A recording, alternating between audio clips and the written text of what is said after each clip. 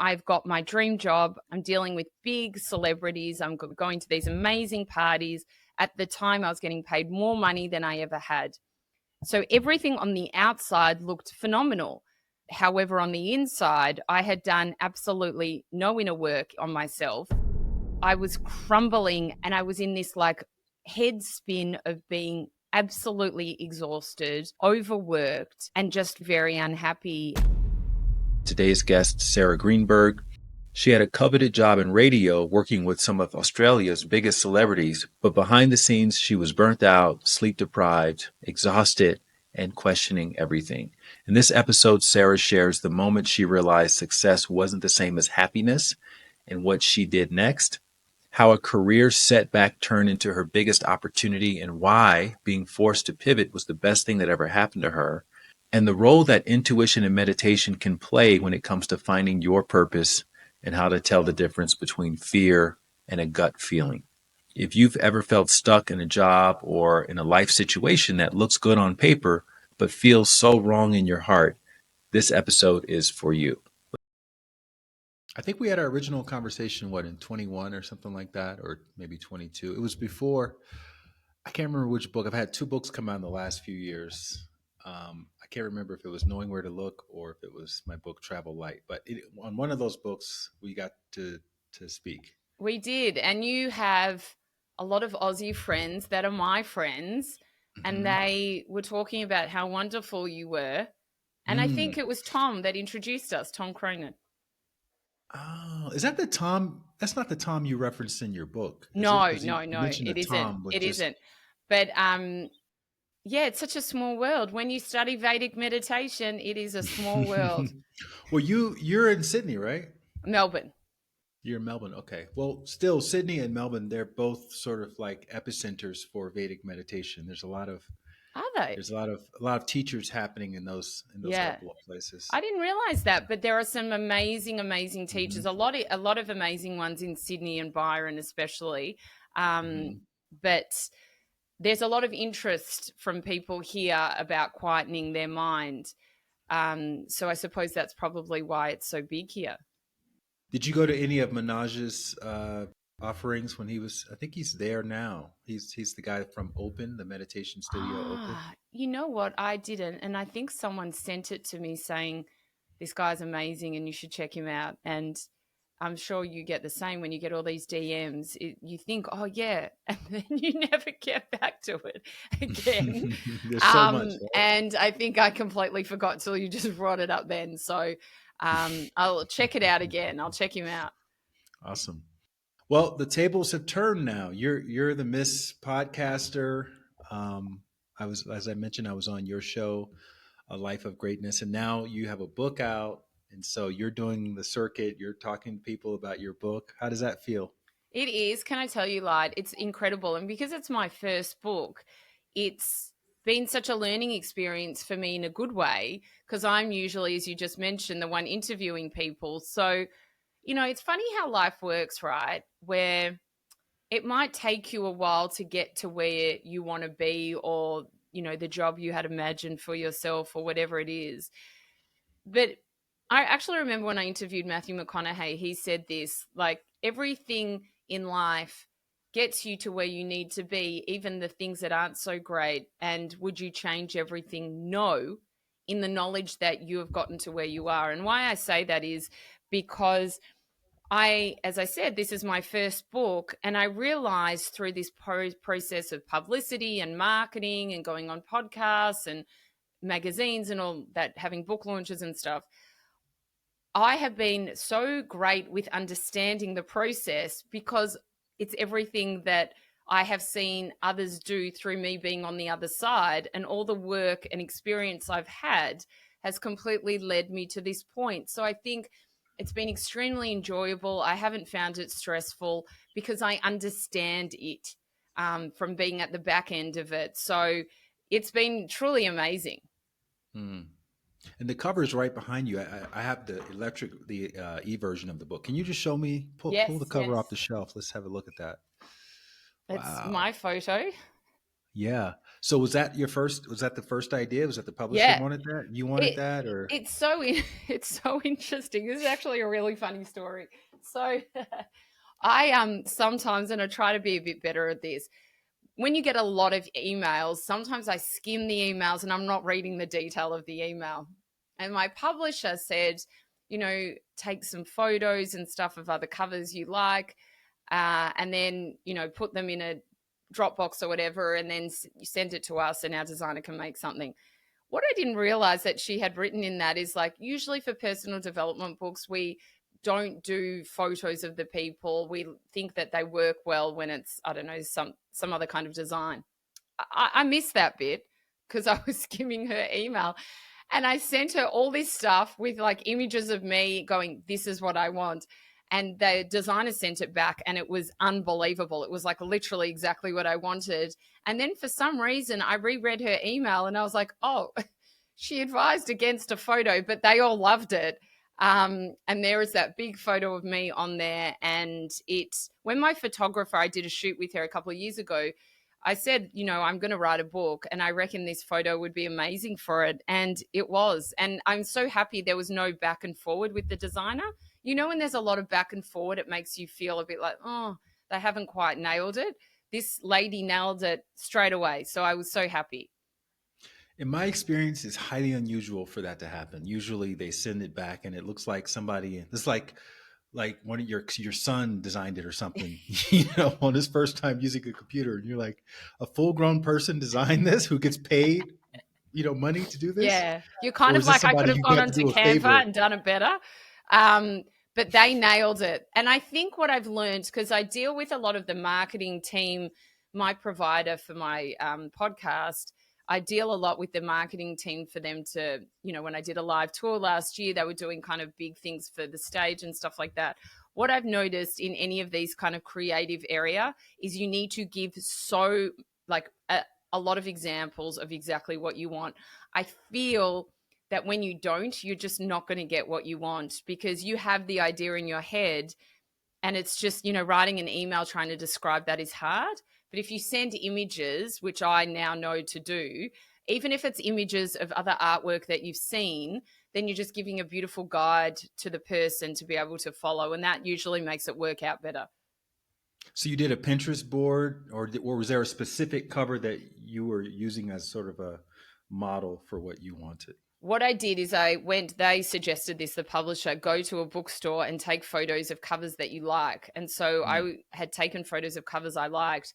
They actually did the design of the font for me. I didn't come up with that and I really liked it. But I knew I didn't want it to be hardcore, girly, and pink because that's not me so much. Um, so I like the darker background of it. And yeah, they literally just nailed it. But I did take photos of other covers that obviously didn't look exactly like that, but it gave them an idea of kind of the colors I was looking for and the look of the whole book. So this lady is amazing. Actually, I've never met her, but she did a wonderful job. Was she freelance or she's working with the publisher? Pretty sure she's working with the publisher. So I can put you in touch if you ever need. Oh no, I'm just curious. Like I'm always curious about the creative process because people will see that cover and they'll just see it as a cover, But as Yeah. someone who published books, there's a whole story Oh, behind it's every so aspect true. And of the book. Deepak he read the book and wrote me a beautiful like endorsement for it. So that's on the cover. And they did the only thing for the back of it. I'll just show you. It's like black, and they had come to me with rainbow, and I said, no, no, no, that looks very childish. We don't want rainbows. So they made it black, and just with Johan Hari and Marianne Williamson, who also did endorsements, their names in yellow, and I just wanted to look classy. And having a zillion books, as you can see on my bookshelf behind me, I had a look at the books that stood out, and the spine is obviously something that you want to stand out too. So having a dark spine with the colors also, I was like, that stands out a lot because like you, I've interviewed a lot of people and I have the luxury of being sent their book. So I have zillions of books here and I was kind of really looking at that. And also inside the book, you'll see that the first letter of the chapter is like in beautiful big font. And again, I looked at other books that I really liked.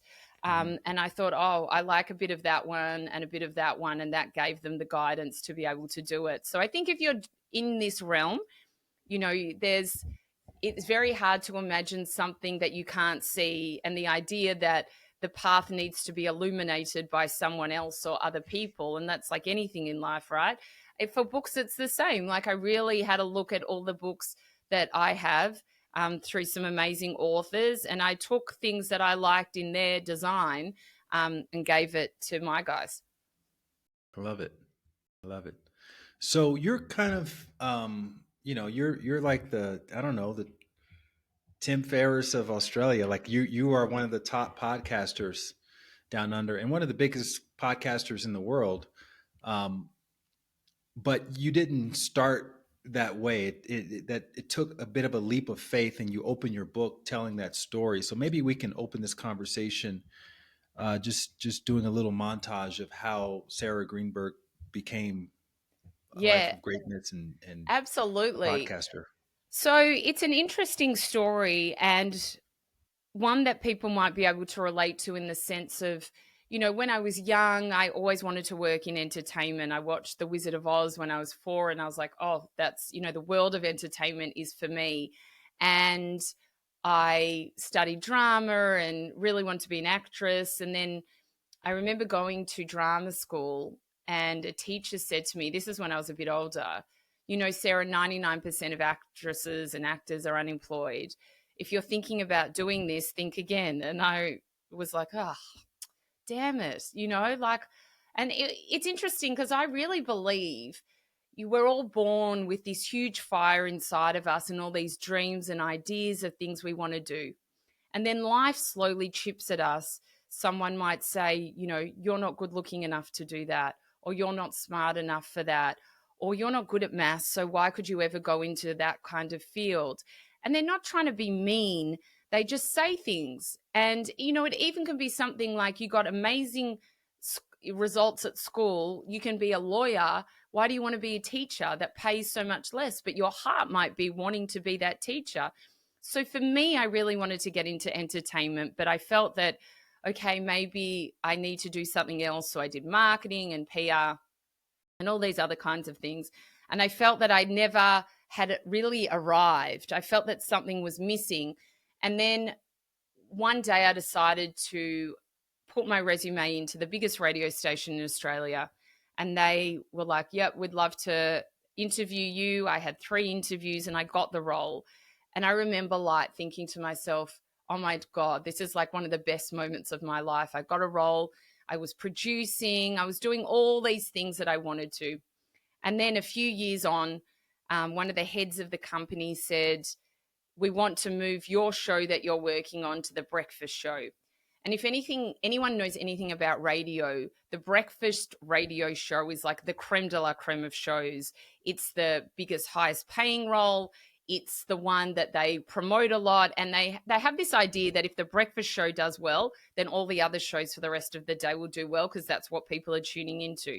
So there was a lot of pressure on us. But at the same time, I was like, wow, this is amazing. I've got my dream job. I'm producing breakfast radio.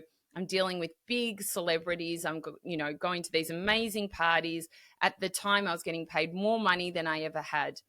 So everything on the outside looked phenomenal.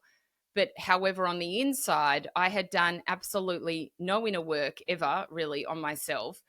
And I was crumbling at the fact that I had to get up at 3 a.m., 5 mornings a week. And I had a 2 and a 4-year-old at the time. And I was in this like head spin of being absolutely exhausted, overworked, and just very, very unhappy. And, for these kind of roles, you don't stop. It's not like you clock in, clock out, because it's producing and it's breakfast. You have to know what's going on in news, sport, and entertainment the whole day. If something breaks at 11 o'clock at night, you need to be covering that for the next day. And it's very stressful. So it was extremely taxing, but I kept it in. I didn't show people that I was struggling. So one day I got a really bad case of the flu, and I didn't go into work. And it's really interesting how the brain takes a snapshot of the worst moments of your life and the best moments of your life. And, to be honest, everything in between that I can barely remember. But I remember this moment like it was the other day. And I was on the couch feeling extremely sorry for myself and actually feeling so unwell. And I remember just crying and crying. It was that proper dark night of the soul. And I thought, how the hell has my life gotten to be like this? From the outside, it looks amazing, and I'm ticking all the boxes as far as work and, where I wanted, how I wanted to achieve in life. But my soul and my heart is just broken, and I am exhausted. And I feel like in life, we have choices that we can go right or left, and we have free choice. We can choose which way we go, and something in me knew that I needed to make a change. I really don't know what that was. Maybe divine guidance, who knows? But I thought, I need to get myself out of this. I feel like no one else can but me. And I'd heard a lot about personal development work, and I started really just reading a lot of books. But the difference was, I wasn't just reading things and listening to them. I started embodying everything I was reading and I was listening to. So, say, for example, I started learning about the mind body connection. Not only was I researching it, I was actually trying to train my brain to think differently. I started learning about meditation, and then I would practice it every single day. I started learning about the law of attraction, and I'd be very careful of the words I was saying and, again, the thoughts I was thinking. So everything I was doing really, really well. And after a very short period of time, my life started changing. It didn't take long at all. But it came to be that I could not let go of this job. Like, I hated it, but I thought, I need the money and I just can't let go of it. And my boss, who was in Sydney, came to Melbourne because the show was based in Melbourne, but it was, we broadcasted into Sydney, said that I needed to move to Sydney. And I remember thinking, like, as if I'm going to move to Sydney. And I also thought, I've done all this personal development work. How can I, like, now not have a job? Because he was saying your job will be made redundant if you don't move to Sydney. And I thought, oh my goodness, like, how did life get like this? And honestly, 2 weeks later, I got a call from the head of the company saying, we want to move you into podcasting. And podcasting was at its infancy. And I remember being unsure about it, like, oh, podcasting. And, a few weeks later, I moved into that role and I never looked back. And 6 months into it, I was producing other podcasts, but I came up with my idea for a life of greatness because I couldn't believe how my life had changed in such an amazing way that I needed to teach people what I had learned. And what I learned from that experience as well was, if you hold on to something too tight and it doesn't feel right, the universe will take it away from you. And that's what it did when I got, asked to move to Sydney. And if not, I got made redundant. So I have learned now that if I want to move into another area or something doesn't feel right, that I let go of it before I have it taken away from me in a way that isn't so pleasing. I feel like so many people can relate to what you're describing in your first job, where maybe on paper it looks like it's a great job, but in day to day reality of the situation, you said you hated it, which is a pretty strong description Yeah. of how you feel about a job. And we could, probably do the whole podcast just about why you hated this job.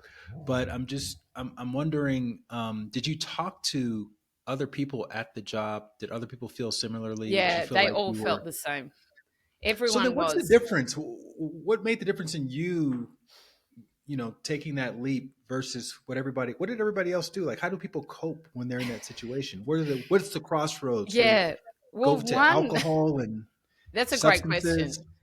One guy, I mean, used to cry the whole time, and he was a dear friend of mine. He ended up leaving as well, and he kind of started his own thing.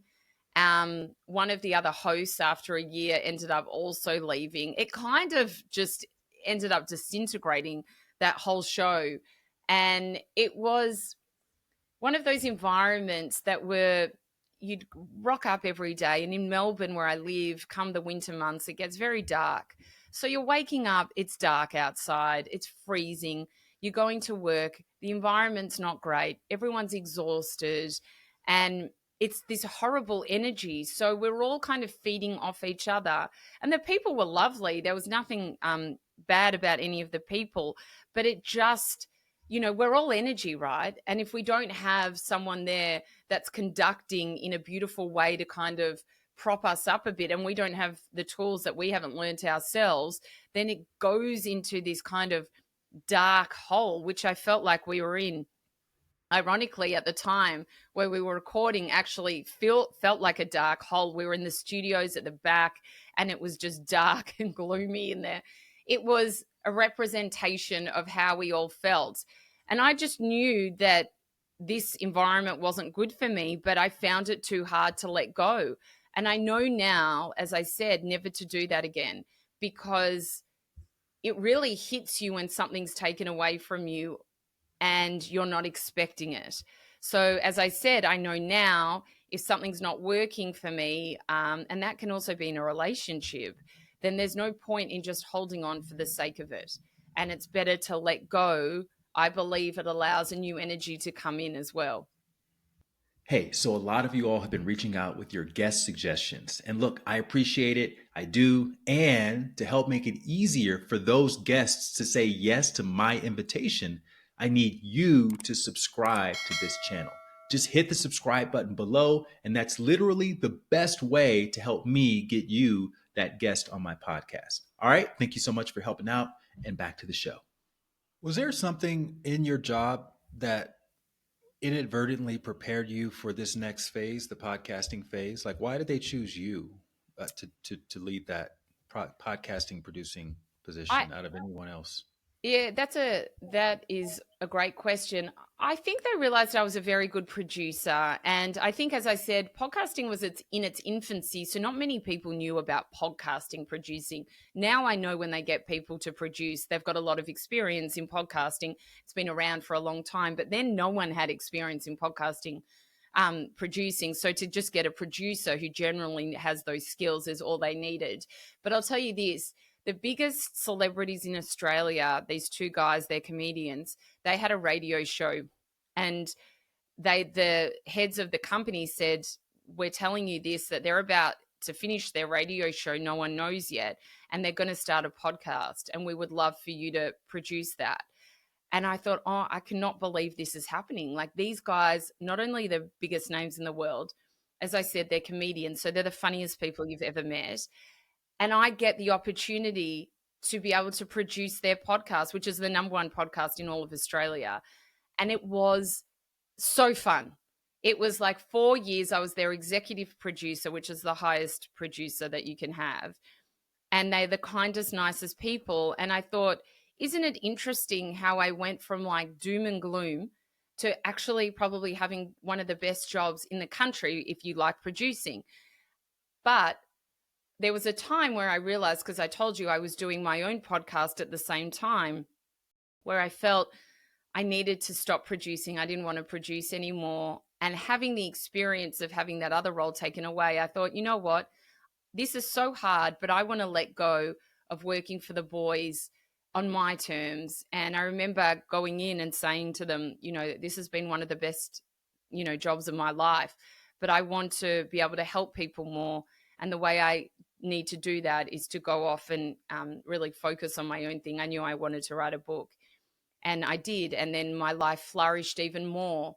But I did it on my own terms, and I left when everything was amazing because I had learned my lesson from the time before. Yeah, you mentioned in your book many times having a feeling about something and then allowing that to inform you. Can you describe what that feeling actually feels like, in case other people are having a similar feeling but they're not quite sure what that is? Yeah. You know, I have a whole chapter which is called The Knowing. And it's this feeling, and it can be intuition as well, where you just know that either it's time to move in a different direction. Maybe the relationship that you're in, be it with friends or a partner, doesn't feel right. And you either need to make a change or you need to let go. What is that feeling for me? I think it could be different for everyone, but I really feel it in my chest and in my heart when I know that it's just time to move on or make some sort of change in my life. And for me, like similar to you, I spent a lot of time in meditation. And I feel like when I'm in that space and my mind is clear, meditation can be, as you know, such a dynamic space. Like everyone thinks, oh, it's just quietening the mind, which it obviously is. But because the mind is quiet, I've had some of the most craziest ideas that have been life changing for me in the meditation space. And I feel that I have the feeling, and then I'll go into meditation and almost the answers will come to me. So the idea for my podcast came when I was in meditation. It's just, it allows the mind to quiet. And I think if we really look within, be it within meditation or some sort of quiet space, we're able to really get into that knowing and that feeling more. And then we can make our decision. But it's very hard to do that when we're, in our conscious mind and everything's going at 100 miles an hour and we have work and we have a partner or kids or whatever it is, where we think we have a feeling, but we're not sure. So if someone does have a feeling, but they're unsure about how to read it, I would suggest going into meditation where you have time by yourself and you're able to quieten the mind and then really get into what is coming up for you. Yeah, this is also why I've talked a lot about refraining from alcohol, because Mm, can diminish that feeling you're describing, in my experience. And not drinking it can be a little uncomfortable at first, but it actually turns the volume up on that feeling, because there are also feelings associated with just things being hard. Like, mm. yeah, you have a podcast. That doesn't mean it's been easy every single day that you've done this podcast. And a lot of us are having experiences where we're taking that leap of faith, but then it gets hard, which means usually that we're having to grow into that role, right? And I don't want people confusing that moment of getting hard and mistaking it with being, oh, that's my intuition telling me this is not for me. Yeah, And versus having you continue moving forward and leaning into the challenge of creation, because it can be kind of challenging from time to time. yeah. Has that been your That experience as well? absolutely, and it's really beautiful that you bring that up because otherwise, it's people thinks it's like this Pollyanna kind of thing where everything is amazing and you do personal development work and you don't have any bumps in the road and everything is just beautiful, and that's not true because that's not life. And as you said, just because there might be a bump in the road and things get hard doesn't mean you're not on the right path. I truly believe that if you work on yourself and you really put the effort into whatever it is that you want to achieve, it will happen, but it can take time. And when you're chipping away at it, if you feel that, okay, I'm getting a bit of traction here, and sometimes you can go forward and sometimes you go back, but then when you can see those like breadcrumbs from the universe, the synchronicities start to happen, you realize that that's a guide for you, that you're stepping into the right direction. You know, everyone has dreams that are different. And I truly believe that anyone is able to follow their dreams. They just need to put the work in to be able to get there and just don't give up, really. And as I said, things can be hard and it's not a straight road. And it took me, U-turns to sometimes get there. And I was in marketing and I was in PR. But circling back to the start of our conversation, everything has led me to this point. I have the skills to be able to do a better job than if I'd gone from A to B in just a straight direction and not learnt how to market things and not learnt the background in PR and not learnt from being a producer how the world of podcasting works and then having my own podcast.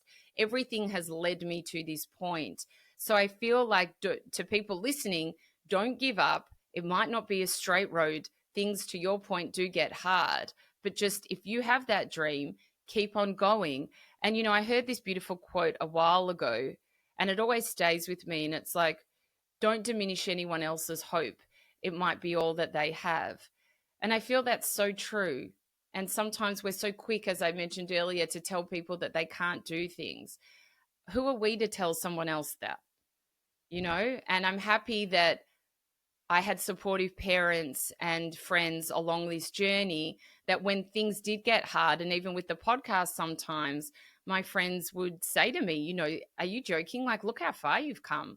Because we're always looking at others. Oh, they've got this, they've done this. And it can be hard when we compare. But I think that we need to reflect and realize how far that we've come. What about this meeting with this mysterious stranger, Tom, in the cafe and in the weekly meetings? What did you learn from that experience? Yeah, that was amazing. So, they say when the student's ready, the teacher will come. And this is exactly what happened to me. As I mentioned earlier on, I got into personal development work in the sense of reading a lot of books, and I had studied Kabbalah with a rabbi here in Melbourne, a big Kabbalah teacher. He's amazing. And Hmm. then I was in a cafe one day getting a coffee, and there was a man, and he was holding The Power of Now by Eckhart Tolle. And we started talking, and he was telling me all about his life. And I remember thinking, this guy is so fascinating. He had been to India and studied at ashrams and knew a lot about Buddhism and psychology and all these things. And we were talking for literally over an hour, and he had this beautiful energy about him. And then we discussed, like, I said, I'm getting into this work. Would there be the possibility that I could learn from you? You are so wise. And he said, absolutely. Here are my details. And we organized to meet once a week. And it was literally like, I suppose, a mentor to me, to help me in the personal development area and really understand all the different topics of what kind of makes us tick. And I feel that that meeting came at the most perfect time for me. He was or is such a beautiful soul. And I was able to really speak to someone who was on the same wavelength as me. And I got to learn so, so much. So it was a synchronistic moment for sure, and something that I will always feel so grateful for. And what were some of the learnings from those meetings that kind of shaped the next stage of your Yeah. path? Well, he actually introduced me a lot to the law of attraction. I had heard about Hmm. that and I had read some books, but I really, I feel like when you have a teacher, you get to ask questions, right? And Yeah. again, podcasting was at its infancy. So there wasn't many podcasts where like yours here now or mine, where I could sit and really listen to people having a conversation. So we learned a lot about that. He taught me a lot about the ideas of Buddhism. We learned a lot about psychology and the way the mind worked. And one thing that he did teach me, that I went on, to do my own study, and then obviously as a mindset coach, teach a lot of my clients now, was about the mind body connection and the way that we're not everything that we think, and how, the fact that we have a lot of negative thoughts, and the way that we're able to change our thoughts to be able to think in a way that will allow us to flourish. Because for me, I would worry a lot, and I came from a family of worriers. And so I was wired to worry. So to be able to know that there was a path out of worrying, and a way that I was able to rewire my mind, was really life changing for me. Like, it made me look at the world in a completely different way. And so that was an area that I then obviously went into and really studied, and have written a lot about. And as I said, teach people in, because I think if we can't control our mind, then it's very hard to move forward in life, because the mind is the thing that can sometimes trap us. I mean, Rumi has that beautiful quote that says, why stay in jail when the door is wide open? And for me, that was my life. I would put myself in jail through my own thoughts, not through anything that was happening in my external world. Yeah, you said you had prayed one night Mm. for something, for meaningful work that felt more aligned. Who did you pray to, and how did you? What are the mechanisms of the prayer that you used? This was quite, quite profound. And I still can't even believe it happened. But, on my podcast years ago, I interviewed a lovely intuitive healer called Caroline Mace. I'm sure you might know her work. And she writes a lot about prayer. And I told her this story and she wrote it down. She's like, that is the funniest story I've ever heard. So in my mind, and no one had ever taught me this. I had just thought it that I didn't ever want to be the boy that cried wolf. So I needed to hold on to my prayers. And if I was to say them, it was only about something that was very serious. I can't just be asking for everything, right? So, and I don't know why I thought that. I just did. So anyway, I, don't know now. I would say it was God. I mean, that is my belief system, but it wasn't anyone in particular I was praying to. But I remember the night that I was told that I didn't have a job anymore in radio and feeling like, oh my goodness, I don't know how this has happened. And I lay there and I started praying in my head, staring at the ceiling whilst I was in bed. And I said, look, I was quite, I was giving like quite direction to my prayer. I said, I love the job, the company that I'm in. I don't like the job, but please, will you allow me to work with people who are kind and nice? I want a job where I can give back to people and be of service. And I can't work these crazy hours. I have kids. So please put me in a role that doesn't need me to work waking up at the crack of dawn. And as I mentioned earlier, 2 weeks later, I got a call from the head of the company and he said, we want to move you into podcasting. Those big celebrities are going to be starting a podcast. I mean, they are the kindest, nicest people you've ever met. And then I was able to work normal hours. So, I asked for 9 to 4 because I had kids. They said that's absolutely fine. 6 months later, I come up with the idea of my podcast, A Life of Greatness, where I'm able to serve people in the most magical way and literally light every single thing I prayed for came true. And I could not believe it. And as Caroline May says, all our prayers are heard and answered, and a no answer is still an answer. So I've always remembered that. And it's made me believe that there is more to life than just us in our physical bodies. Wow, there's so much there to go into. um, so when you did the executive producing for the comedian couple, and Yep. you got this idea for your own podcast, can we just double click on that? Did it come through meditation? Did it come Yeah. through? So And this is a how did you know great to take it story. seriously? So I started meditation and I disliked it. And I think for people as well, they have to find a meditation they like. That's what I always tell people. I'm sure you're the same. Don't give up if you just do it once and it's something you don't like. Like I remember someone had sent me this guy and it was guided, and I think he was a psychologist or something, and he was doing like a body scan. And he just maybe didn't have the right voice for meditation. I remember thinking, this is just, it's so boring. And my mind is out of control, which was the monkey mind. Anyway, I still kept going and I found meditations that worked for me, music that I liked. This is my days before Vedic. And I really started to get into it. And I was in meditation one day and I had this idea, why wouldn't I start a podcast and then teach people everything I have learned? Because I couldn't believe how my life started changing so fast. And I thought, well, if I've been able to do it, I can teach everyone else how to do it. And so this is very funny. I then went to a retreat of Joe Dispenza because he was in Australia. This is years ago. And then I bumped into him and I said, do you want to come on my podcast? And he said, yeah, sure. And so I was like, wow, great first guest. He's like, I'm coming to Melbourne because the retreat was in Queensland. And so then he comes to Melbourne and he's literally the first interview I had ever done was with Joe Dispenza face to face at this, in Melbourne.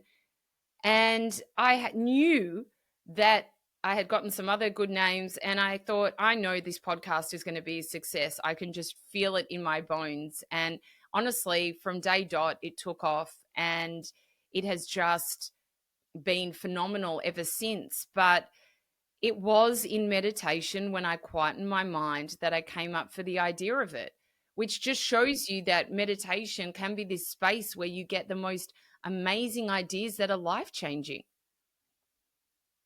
Was there anything that you were not expecting to be challenging about starting your podcast? Whether it's like you doing it, I don't know if you were doing it all on your own, if you had help or any aspects to it like that. Well, I did actually self-produce it for the first few years, and then maybe 2 years ago, 3 years ago, I can't remember, I got a producer. And I mean, when I say self-produced, I had two audio producers, a video producer. Like, it was more so I just produced it myself, but all the tech stuff was done by other people. And now it's all done by other people. Because my background is producing, I kind of knew the ropes already, which allowed me to already be quite good, and know, I still, every single episode that goes out, my producer edits it, then it's re-edited by an audio producer. I will listen to every single episode before it goes out in case I have changes. And I know a lot of people wouldn't do that. So there are still parts of me where it's that real producing, where I'm like still holding on, making sure everything's perfect. I watch all the videos before they go out. I'll give feedback if I don't think they're right, so they'll re-edit them. They're like, I'm a big part of the podcast still because I love it and it's my background. Um, there are things that are, I mean, it was a lot more work than I think I might have realized. And I've coached, like, some people reach out to me and say, can I have a few sessions with you about podcasting? And what I say to people is, it is a lot of work. And if you don't have a team around you that's editing, doing video, and all the other bits and pieces, unless it's your full-time job, you're going to struggle to do it, because there is just so much to podcasting. And really, in this day and age, if you're not videoing your podcast, that also is like getting you out of the loop of so many people, like being able to be seen by so many people. So you really do need that element as well from a social perspective, so people can share it and see it. The easiest thing for me, which is funny because it's like a lot of people find it challenging, is actually getting the guests. I find that so easy. And I think when your podcast gets to a certain level, everyone just wants to come on it. So it's very rare that someone will say no. And so that has actually been a really great part. It's more so, I suppose, getting more people to see it and expanding it, that for any podcaster, that's what they want. So more people are able to learn from it. But I think the hardest thing would just be the amount of work. But I feel now I have such a wonderful team around me. That's what's enabled me to be able to write a book and do all the other things, that I'm in a really good place. But there was a time where I was working, no joke, 7 days a week, producing other people's podcasts as well as my own. I actually reflect on that, and I can't believe I did it. I'm like, wow, that was a lot of work, but it gave me the skills to be where I am now. I'm in that category of people where people aren't saying yes to every invitation for my podcast just yet. But a lot of I've oftentimes described getting guests for podcasts kind of like dating. Like, everyone wants to date up, so you want to reach out to people who are maybe a little bit like they could say no, like, but if they come on, that's awesome, and then you can obviously use their name Mm. in the next invitation to the next person. Hey, I had Joe Dispenza on, I had Tara Brock on, Mark Manson. And then when people see those names that they recognize, it's such an easier Yes, yes. hell. So do you have a strategy for getting guests to say yes? Do you send out an email? Do you hit them up on Instagram? Like, how does it work for you? I mean, for me, people ask me this often. I think they think I'm coming out with this like special thing, but I really don't. Obviously, my producer does a lot of it, but now, because it's been so long, Light, I've got the relationships. So, for example, I have a very good reputation in America for my podcast, which has been so beautiful. And the idea for my podcast was all I wanted was the people that I felt were able to explain, be it, the idea of happiness, the mind body connection, the best. So I'd get the biggest thought leaders or, the authors that I thought were amazing or the people that could talk on meditation. So I always was going for the creme de la creme. So over the 6 years I've done my podcast, I now know a lot of the reps that will be bringing out a lot of the big names. They know me too. So if they're looking at a podcast to go into for Australia, they'll go, oh, no, we want a life of greatness for sure. So another thing that has allowed me to move further in that way of guess is we just email the same way as everyone else does. Go to a website, fill in a form. If we have a connection to them, obviously we'll go through the connection. But I think it's this. I have always thought to myself, any guest I have on, I'm going to treat them with integrity and respect. And I say that so sincerely because there's a world of podcasting where people just want a headline. They just want to get into the press. They just want the guest to say a certain thing so they can send it to news.com or Daily Mail or whatever it is. I will never do that. I will never do that. I know that it would probably make my podcast even bigger than what it is now, but that is not kind. And I know for a fact that people don't want to be in a space that is sacred, which I believe my podcast is. They come into my home when they're on my podcast. I will treat them with the utmost respect, especially if they're telling stories about their lives that have, are very personal or whatever it is. And that has led me to have a good reputation. And it was interesting. I won't say who, but there was a very big name in America that had written a book a couple of years ago, and they were choosing one media organization in Australia to have her on.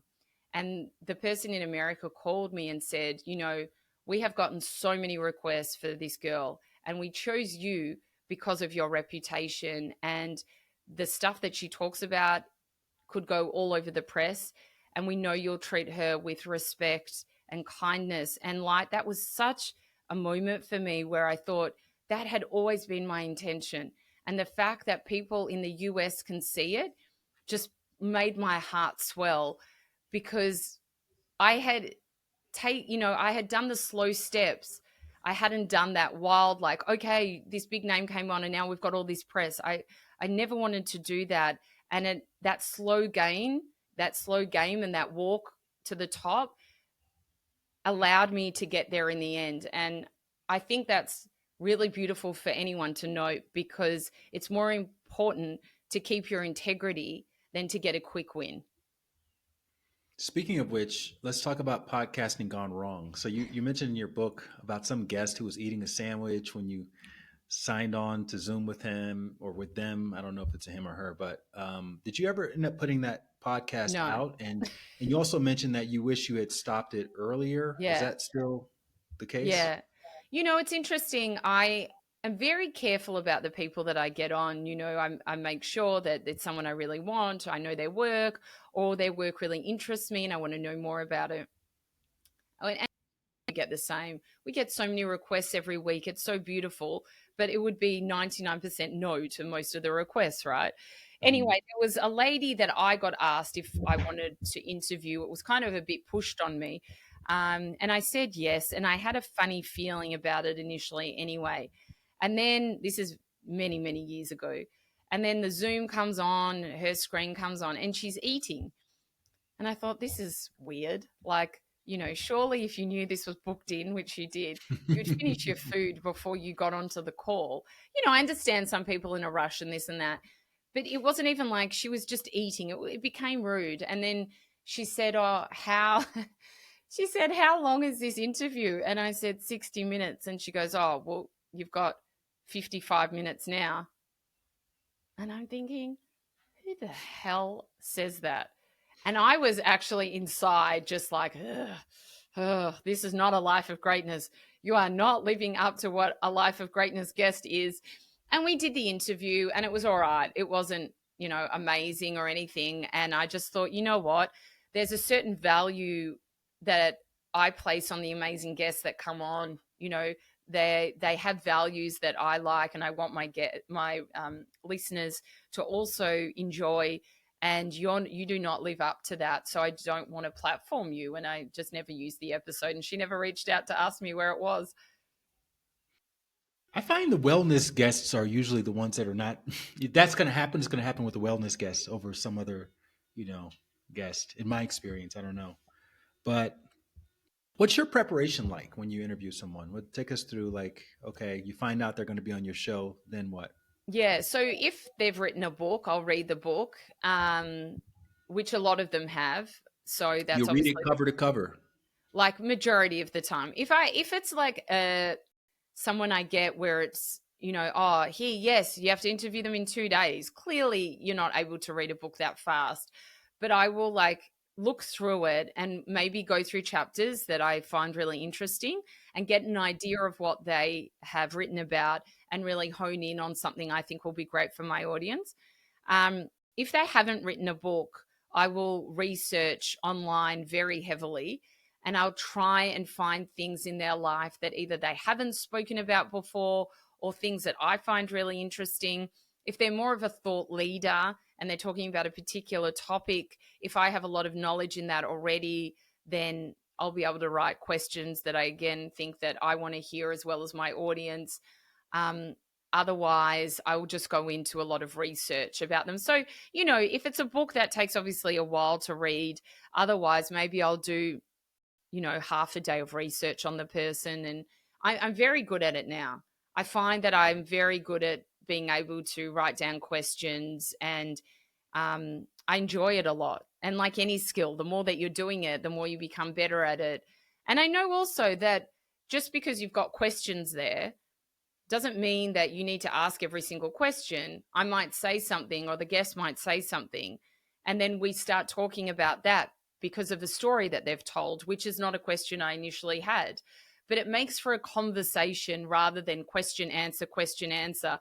So I look at the podcast as a conversation rather than an interview as such.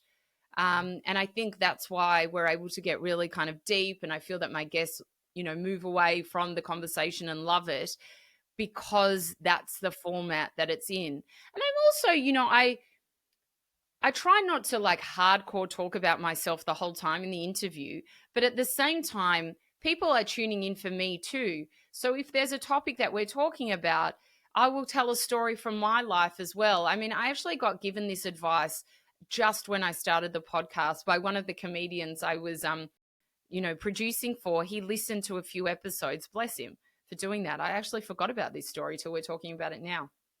And he said to me, you're not really putting any of you in the interview. You're trying to grow a brand, and I'm sure that your listeners will really want to get to know you. If you have something to say, you should say it too. And I was like, oh, you know what? He's got a point. And I think there is a really fine line between like taking over the interview and not allowing your guest to speak, but also putting in your own wisdom too. So I think I do that dance really well now. Yeah, I was the same way when I first started my podcast. I would just let the guests talk because I personally wanted to hear what they had to say, and I didn't want to listen to myself, talk about my thoughts and opinions. And there are a couple of podcasts that come to mind where the host is always cutting Yeah. off the guest and always interjecting with their own opinion, and I'm always like, I don't really want to hear from you. But I've started to do that more and more as well, as evidenced by what I'm doing right now. I never would have done this before, but yeah, you talked about that in the Matthew McConaughey part of your book, where you described the moment where you sort of got him to trust you or open up, and It's really talk a little bit about interesting. that. So when we listen properly and we don't listen to just think about what we're going to say next, that's when the real gold comes out. And I learned this all just through being a good listener. I was a good listener when I was young. People would always open up to me because, like you, Light, I'm curious. I'm very interested in people's stories. I'm not just interested in telling my story to people the whole time. I love talking to people. If I catch a taxi and the taxi driver starts telling me his story, I find that so interesting. We can always learn through stories, and that's the way that people are able to relate, is through hearing someone else's story. So when I was interviewing Matthew McConaughey, he was talking, and it was the green lights promo that he was doing for his amazing, amazing book. And I had read that cover to cover, and we were going through the different chapters and things that he had spoken about before. And then it was really bizarre, but there was this point in the book that I had read about him talking about when he got his first role in A Time to Kill, and John Grisham had called him and they had told him he got that role. And I had heard him speak, and I suddenly bring this up, and I said to him, tell me more about this. And he said, and then I was so excited, and I think he had a forest behind where he lived. And he's like, I was running and I was just so excited and I fell to my knees and I said, thank you. And I said to him, there was this big pause. And I said, who did you say thank you to? And he's like, God, the higher power. And it just changed the whole conversation. Then we start getting into this deep and meaningful, really connection that we both had about our experiences with the divine or with God and his belief system. And it just completely changed the interview. And by the end, it was like such a fabulous interview. And when he got off the call, he emailed his publicist and said, that was like extraordinary. I had the best time with Sarah, and she was so beautiful. And she had then, sent me an email to tell me that. And I think it just shows that when we actually give people the space to tell a story properly, but also we listen intently, then we're able to pick up things.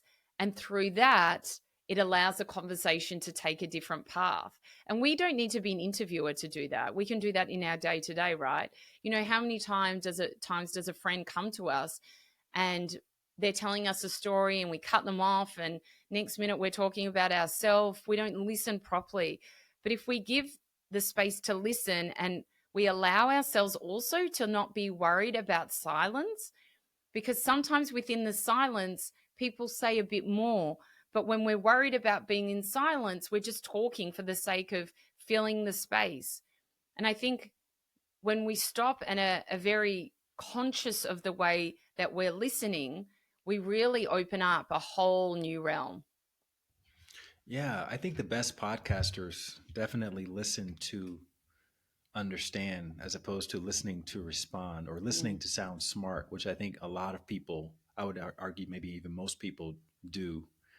And that distinction you made in the book, I thought was very helpful for people who want to become better conversationalists. It's just, just start listening without, even though your mind is probably going to want you to respond and want you to say the specific thing when you first start to hear them talking and they use certain keywords, and you're going to go jump right to the response that is sort of the knee-jerk response. But what if you just kind of linger and just let it all out and just let go of the need to reply in a specific way and just let them talk? And maybe something else comes up later on that you feel inspired to say, that is not what you initially you were planning to say when you first started to go down that, whatever the conversation path was.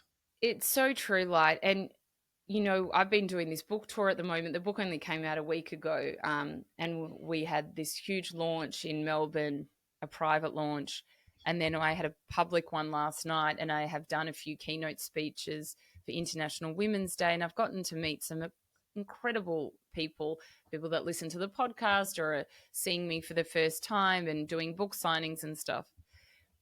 Inevitably, in every keynote I do or book signing, someone will ask a beautiful question, and this has happened a few times, and they will start to cry. And I realized that not a lot of people are being heard, and they're so busy taking care of others, their family, a lot of women especially, their family, their husbands, that they feel so empty and they don't have any fuel in the tank. And they'll come to me and they'll ask a question, and they'll sob and they'll sob. And I just give them the space to be able to do that. And then they'll open up. And honestly, this can be, the other day, it was in front of a room of 850 people, this lady. She asked such a beautiful question, sobbing. And I thought, no one has listened to her. No one has given her the space to be able to just let it out. And sometimes we don't even need to say much back. They just want to be heard. In life, people want to be seen and heard, because when we're not, it makes us feel irrelevant or that no one cares. And when you have the time to show up for someone and just listen to them, as I said, you don't even need to say much back, but just be present with them. And if that's just over the phone, then that's okay too. But just give people that respect. It's Mhm. honestly life changing. Even asking, like, how would you like for me to hold this space with you? Do you want me to just Mm, listen, or would you like for me to offer any response? Because absolutely. it's, even if you don't know what they want, you can always ask as well. Yeah, absolutely. Just being there for people is such a big thing. A lot of people, they're giving and they're giving and they're giving, but they're not able to fill their own cup. And so if we can look out for those people and be a light for them and hold space for them, it helps so many other people on their journey. And I think it's just important to take that time and listen to people properly. I've learned on the journey, I can tell if someone's lying straight away. I just I can tell. I don't even know what it is. It's just the way that they'll say things, and not lying in a mean way, but they're lying because they don't want to admit something, or their ego's a bit bruised, and they'll pretend they don't care about something, but they'll nonstop talk about it. And I think, if you don't care, why have we talked about it for an hour? And allow them to have the space, or maybe say, like, you probably do care, and it's all right to care about this, and I'm here to be able to talk about it with you. So sometimes when we listen properly, we can work out that people might not be saying the truth because they're too embarrassed or their ego's a bit bruised. But when we go into listening with no judgment, Mhm. then people really start to open up. Hmm. So I think a part of that gets enhanced when you start your meditation practice, because Mm, when you start listening to what's beneath the noise inside, and you start getting those internal cues, it allows you to become a even better listener externally when you're listening to other people. Because, like you said, that Caroline Mice talked about, a lot of times there's a lot in there when nothing is said back, when there's just absolutely. silence. And I saw this James Lipton and um, Gene Hackman clip that's been making the rounds on social media since he passed away, where he talks about the moment where his dad, you know, left the house when he was like 13 years old or something like that, or 11 years old, and passed by as he was playing on the street and waved, and then he just kind of stopped talking and was sort of gathering himself, and then he finally breaks his own silence by saying it's only been 68 years, right? But there's so much within that silence that people felt, and even just Mm, watching the clip of it, you feel the magnitude of that moment for him, this grown man in his 70s or 80s at the time, just reliving that moment. mm. um, anyway, I wanted to ask you about meditation, and at what point did you get serious about your own practice of internal listening? Because I know we talked about Gary Garrow Mm. at the very, very beginning of this conversation. So if it's appropriate to go into that now, I would love to hear Yeah. that story. I Meditation is just one of my most favorite things. I mean, I meditated like 4 times the other day. I was feeling off and I was like, I'm just going to go into meditation. And yes, like I have my own business. I have the luxury of having the time when I need it to be able to do that. But for me, as I mentioned earlier, I started meditation. I did not like it. My mind was going out of control. I remember thinking, oh my God, one thought and then the next and then the next, but not even catching the thoughts. Like I literally thought I was going insane. Like they were weird thoughts as well, but you would forget them as soon as they'd come. And I was like, oh my God, my mind. Anyway, I persisted. I remember a friend said to me, no, you should get back into meditation. And I found some guided ones I liked, and I started doing a lot of them. there was a visualization practice that I started as well that I absolutely love. And I do it at the end of my meditation. And I was really good at it. And I'd really start to visualize what I wanted to create in my future.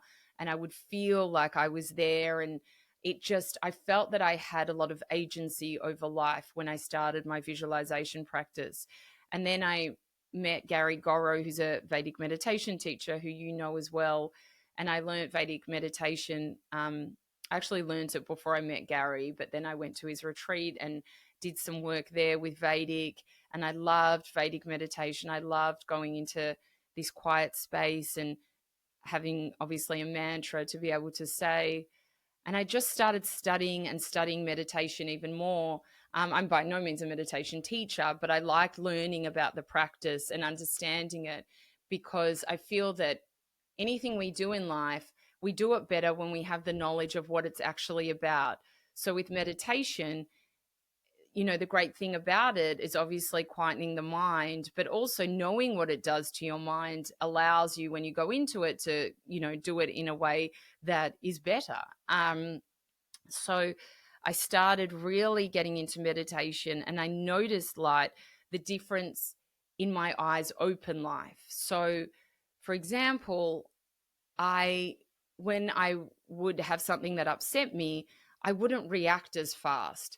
I would have that space between the event happening and how I felt.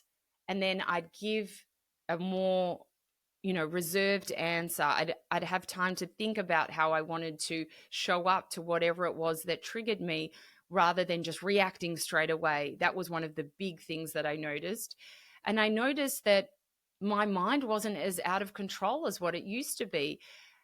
And then the spiritual bit really started to kick in for me, which is something I love. And it's not why people do meditation, but it's something that I felt really added to me. And the idea that, when we pray, we're speaking to God, but when we're in meditation, God is speaking to us. And I just had some beautiful experiences in meditation, especially when I was really going into the heart math meditations I do and centering my heart to love. I would have like some really profound, beautiful moments. And I knew that they were able to be achieved in my eyes open life too. And I had felt them in the eyes closed life. And I was able to take that feeling with me and use it in my day to day. I mean, meditation is just the number one thing that I love so much, and that I, like I said, do every day. I'll do it twice a day if I can. Um, I'll do it 4 times a day if I feel like I need to. But nearly not a day goes by where I do not do it, because it centers me. And my life has changed in the most dramatic way because of meditation. And I never thought I would ever be the person saying that, but I am. And I love it. I don't go into meditation as a chore either. I genuinely go, yes, it's meditation time, or I want to meditate. It's never a chore. I love it so much. Hey, really quickly, if you like this content or if you don't like it, let me know down in the comments, because your likes and comments are going to help me learn what you want more of. And then that way I can keep bringing you the good stuff. All right. Thanks so much for your feedback, and back to the show. You're also a wife, your mom. Have you shared the practice with your family, or if not, why not? Or if so, what do you recommend for other moms out there who would like to do the same, share the practice with their family? What are some of the best ways to do that? So my husband meditates as well, not as much as me, but he does meditate. My kids, I have meditated with them before, and I meditated with my daughter. She was a little bit young, so I think she was a bit all over the shop. But now they're a little bit older. I've done meditation with them. I probably don't do it as regularly as I should with them, and they're busy, so it's harder to get them to sit still. But honestly, I wish I had learnt meditation from a young age. So this is a good reminder for me that I need to get them into it. But I think as someone who is like a busy working mum, people say they don't have enough time. I'll tell you this: everyone has enough time. If you need to wake up really early and it's half an hour or 20 minutes before your kids wake up, then make that time for yourself, because I was waking up at some crazy hours, especially when my kids were young, just to fit in my meditation, because I knew it was a priority for me. And I knew that when I was doing meditation, I was then able to show up for my family better. So Mhm. even if you feel selfish doing it, which you shouldn't, you know that the effect it has on you is going to be seen by the people you love the most in your life. That should be a reason within itself for you to do it. So, I feel like a lot of people always say to me, "Oh, I don't have time, I don't have time." Everyone has time. Everyone has time to scroll on their phone these days or to watch a Netflix movie. You have time to go into meditation, and the more you do it, the better you'll become at it. And you'll probably could speak to this, being the amazing meditation teacher you are. You can't do meditation once a fortnight and really feel that it's going to have any effect either. It's a habit. And the more that we do it, the more that it becomes our normal. And like anything, you wouldn't go to the gym once a fortnight and think it's really going to do much for you. You need to work at it, right? And that's the same Mhm. with meditation. And the more you work at it, the easier it becomes.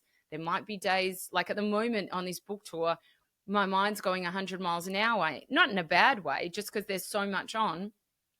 So I find in my meditations, my mind's rushing a lot, but that's okay. I don't mind. That's okay. I still show up for meditation, because even if the meditation isn't as great as the day before, it's still it's still amazing than not doing it Mhm. at all. So I'm very knowledgeable in that. And I feel that everyone, and especially working mums or just mums in general, just carve out the time for yourself, because it'll actually just make you a better person. Yeah, I grew up in the 70s and 80s back when people got spanked and it wasn't considered child abuse. And it's funny because we started this tradition in my family of doing these birthday Zooms because we're all over the place. And we'll share stories about whoever the birthday person is. And I remember when it was my mom's birthday, and I have three brothers. We all went around sharing stories, and it's crazy how the most prominent stories were these PTSD stories of being spanked or beaten or yelled at, or there was some sort of punishment that was inflicted.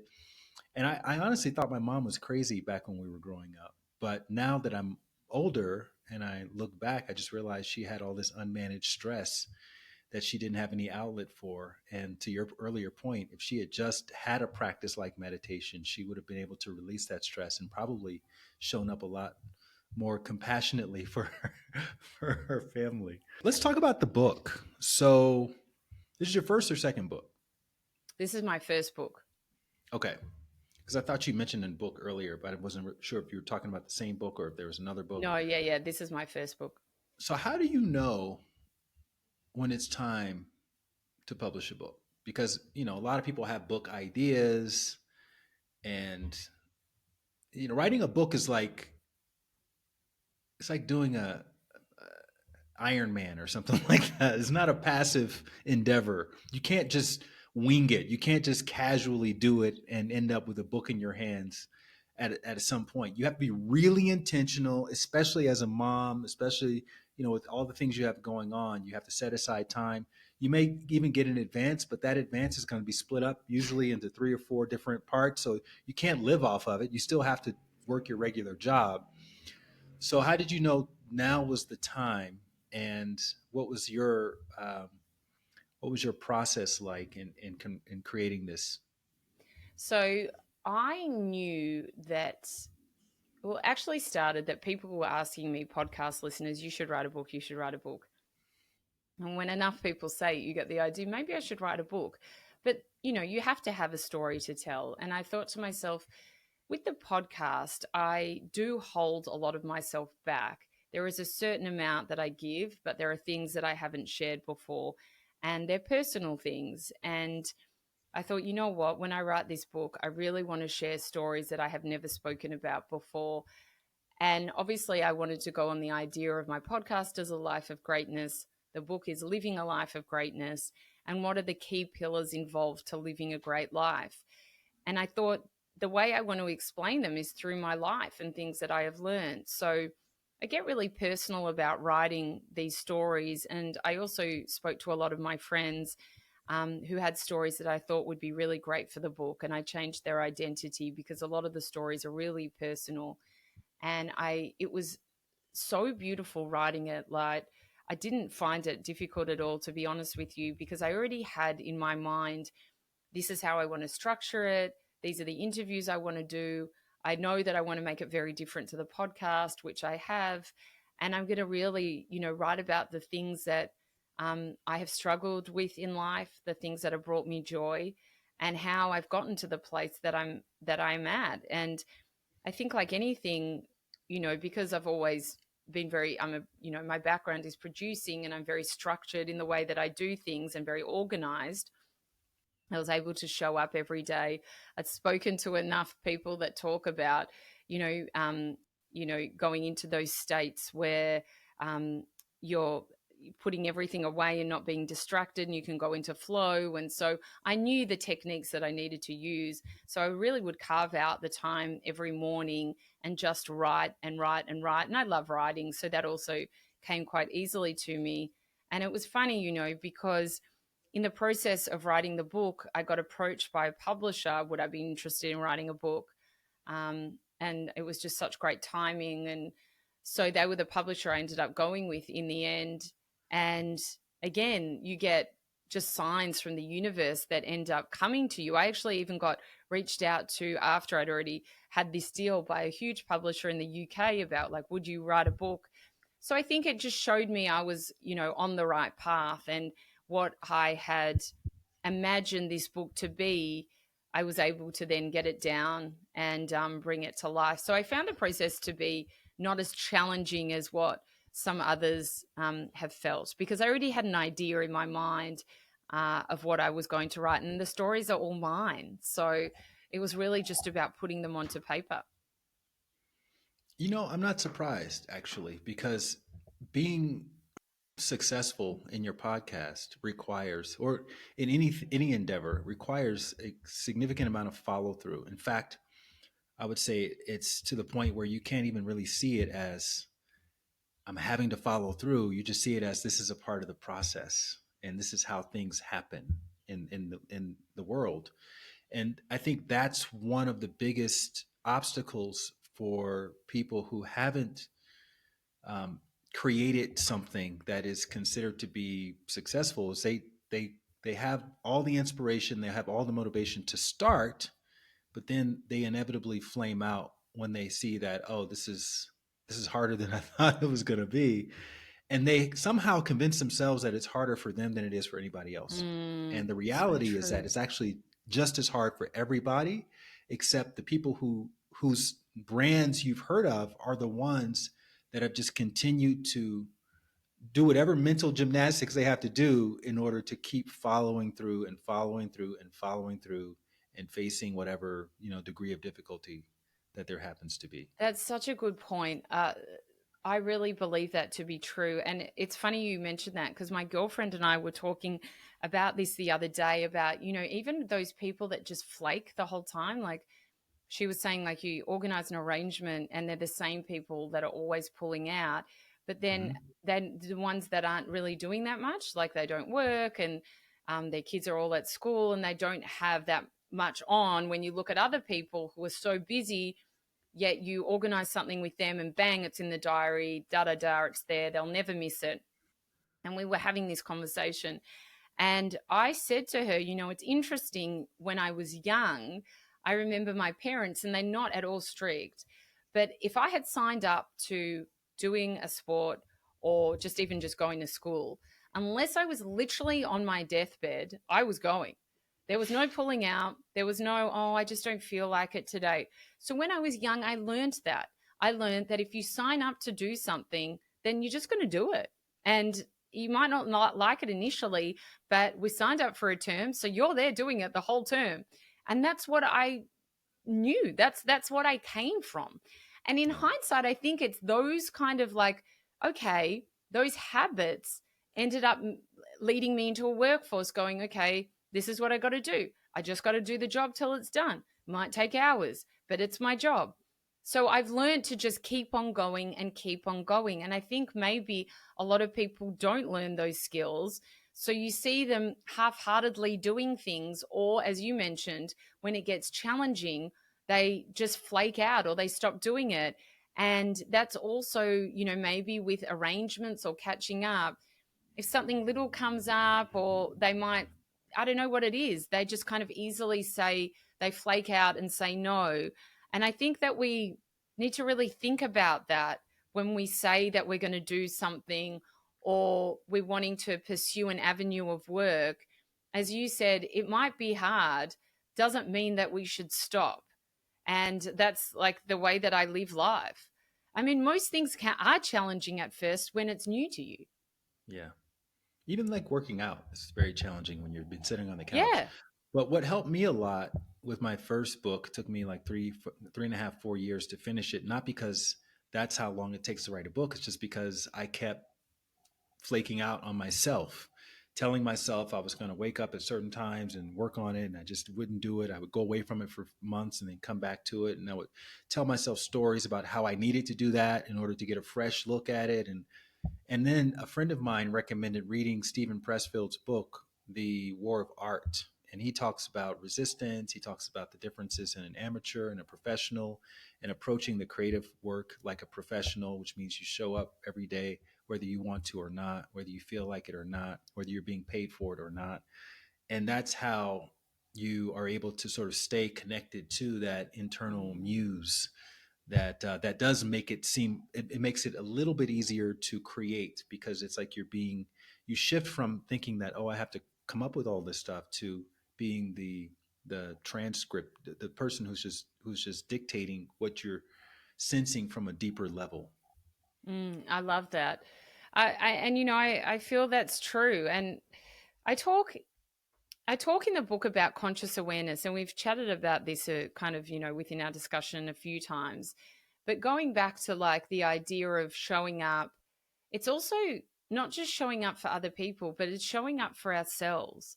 Because, if we're constantly giving up or it's too hard, we start to look at ourselves and think like, what have I achieved, or what have I done? I'm my foot's half in and then it's out, and it doesn't make us feel good. And I think when we're really consciously aware of what we're saying, and I always talk to people about being a person of their word. If you're going to say that you are going to do something, then do it. Don't flake on people or say, yeah, I'd love to help you with something, and then they reach out again and you just don't answer their message. Like, it's not a kind thing to do, and it's disrespectful. And I think once we're consciously aware of what we're saying and our actions, and we're combining the two, and again, even if it's just to our own self, the way that we're talking to ourselves, then let's follow through. And saying no is also okay. Like, if you set a boundary and say like, no, I can't do that, that's fine. You're being a person of your word by saying no as well. But don't say yes and then do the opposite. That's when you get into this kind of mismatch energy, and it's really just it's not a nice thing to do. Yeah, I agree. I have a question about someone who may think they want to write a book or may launch a podcast.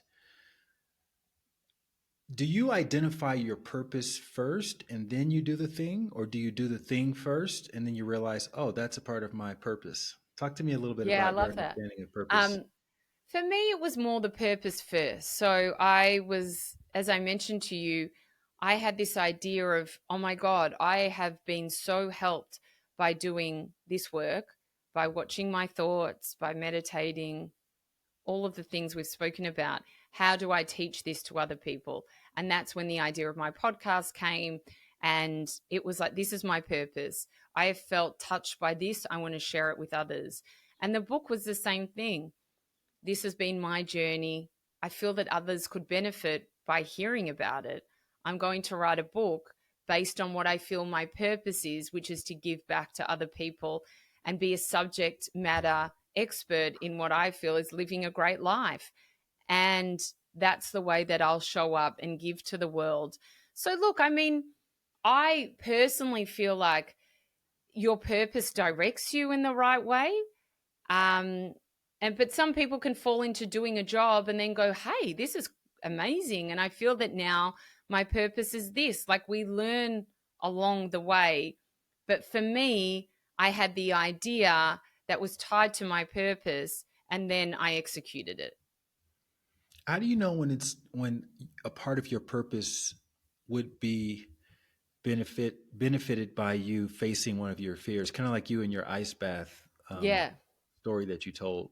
So it's funny, and you might be like this as well, because I've been doing the podcast for so long. Um, and I suppose people in radio are a bit like this too. You end up having all these stories and you bank them in your mind, thinking, like, I can share this with people. Oh, that's a good one to share. I had this moment. I can share that. That will help people. So I feel like I've learned to do that along my journey. Um, with the ice bath thing, I talk about this in the book. I was always so fearful of the cold, and I never liked going into the cold. Like, just generally, I'm a little frame. I was always freezing. I'd always have the electric blanket on, 100, jackets. I live in Melbourne. It gets freezing in winter. And then I had Wim Hof on the podcast a few years ago, and my friend said, let's go to his retreat. And I'm like, are you crazy? Like me going in an ice bath, that's never going to happen. I have actually no interest in going in an ice bath. Anyway, the more she asked, the more I thought, oh, why not? Okay. And I was interested in the breathing part as well. And I went and I had this, crazy, amazing experience. And I was able to face my fear of going into the ice bath. And I can tell you, before I entered that ice bath, it was freezing Melbourne. It was actually raining, and I'm in a bikini in the rain. I'm already shaking, and the hairs are standing on end on my arm. I remember this like it was the other day. And everyone around me, I'm like analyzing them, going, everyone's bigger than me. I'm like the smallest person. I'm going to have a heart attack. Like, I'm sure I've read about people having a heart attack when they get too cold, or I get hypothermia or something. And I thought I was internally holding it all in light. So I was like having these thoughts and just kind of standing there. But I think the expression on my face must have said it all, because people started like, oh, are you okay? This Hmm. beautiful guy, who I had never met, had come up to me, and he said, I have never done this either. My wife has brought me here, because a few people went at a time, not in the same ice bath, but they were little ice baths all next to each other. I'll come in with you. Like, we'll go at the same time. I'm a novice at this. And something about him saying that just made me feel so much better.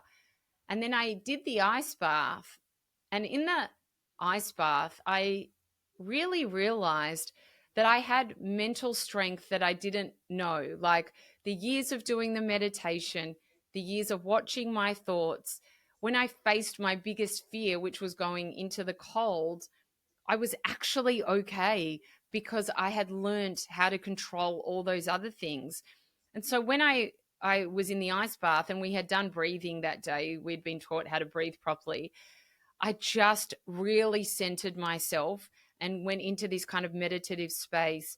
I did the breathing and I was fine. And it made me feel like anytime we're able to achieve something we're scared of, like I remember stepping out of that ice bath, just feeling like I was on cloud nine. And I think we can all do that. Like, even when we get into the public speaking space, like I've done keynote speaking for years. Like most people, I was so afraid of doing public speaking. Yeah, I'd done acting and stuff, but still, when it came to public speaking and actually speaking my truth or being a subject matter expert, it was scary and having all eyes on you. But again, the more I did it, the more I got better at it. And now it feels amazing to go and do something like that. And the first few times I did it, I was shit. Like I was reading from notes, but we all start off like that. No one's amazing the first time they do something, but it circles back to what we were talking about, that things are hard when you first do them. But if you keep on keeping at it and your heart's in there and you want to get better, the more you do it, the more you get better at it. And then it becomes easy for you. That's what I love about your book is that it's like gentle, I call it gentle wisdom. It's broken down in, I think, 15 or so vignettes. stories from your life, stories from your podcast guests that you've had on, and they're not too long, they're not too short. It's not heavy handed in terms of like, oh, this is the lesson that you need to take away from this chapter. It's just kind of like it almost sneaks up on you a little bit. You're just reading and reading, and then because like you, I don't really read every word of every book for every guest. I'll kind of skim and I'll look for stories that apply to the kinds of interviews or conversations that I like to have. And so I was fully expecting to do that with your book. And I found myself like getting caught up in the story of your neighbor's daughter Oh, and then caught up in these other stories. And it's like, wow, this is really, I wasn't expecting this. I wasn't expecting to oh. be, for my attention to be sort of captured on these, even your ice bath story, just reading it from beginning to end, because you describe it so well. Did you write this book by Yeah. yourself? It's so funny you say that because I did. But I This is too knew. good for a first Yeah, book. yeah, exactly. I knew that the stories is what would capture people. And again, we learn through stories. And because I think it's my experience in reading so many books, because again, 6 years of the podcast, most people that have come on have written a book of some sort. So I'm reading books constantly, constantly. So I knew what grabs my attention. It's the stories. If I just read a book and was giving wisdom and tips, I find that a little bit dry. So I thought, what can we all relate to? A story, but I don't want to give a story that seems so far away from what anyone else can achieve, right?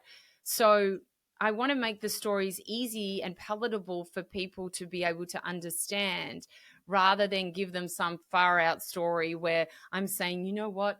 Where I found stillness was when I was on the top of, Mount Mount. Everest. Yeah, yeah. And how many people are going to do that? Not many. Right. And it's not Right. relatable, right? So to tell stories that were relatable and of my own experience, I felt was a way that people were able to then learn better. So I'm so happy that you said that because that was an important part for me is to be able to share the stories.